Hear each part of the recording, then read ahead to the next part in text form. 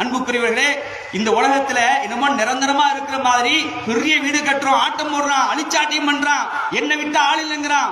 ஒரே ஒரு நரம்பை பிடிச்சி இழுத்தான்னு முடிஞ்சு போச்சு, அவ்வளவுதான். நீங்க பாக்குறோமா இல்லையா?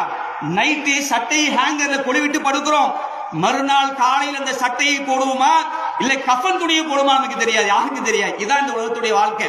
கண்மணி நாயகம் ஸல்லல்லாஹு அலைஹி வஸல்லம் அவர்கள் கேட்டார்களா இல்லையா?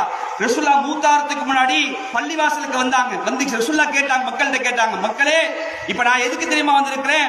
உங்களோடு நான் வாழக்கூடிய காலகட்டத்தில் உங்களுடைய யாருடைய முடிக்காவது, யாருடைய உடைமைக்காவது, யாருடைய மான மரியாதையாவது நான் விளையாடி இருந்தால் இதோ இந்த முகமது இங்க நிற்கிறேன், நீங்கள் பழி தீர்த்துக் கொள்ளுங்க என்று சொன்னார்கள். தன்னுடைய இறப்புக்கு முன்னால் தோழர்கள் வந்து கேட்டார், சஹாபாக்கள் அழுதார்கள், யார் சொல்ல நீங்களா, நீங்க வாழும்போது எங்களுக்கு என்ன பண்ணீங்க கேட்டாங்க. இல்ல நாளை மறுமையில வந்து நின்று விடாதீர்கள், இங்கேயே நீங்கள் பைசல் பண்ணி என்று சொன்னார்களே, இது நமக்கு படிப்படியாக இருக்கவில்லையா? பணம் நிரந்தரமானது அல்ல.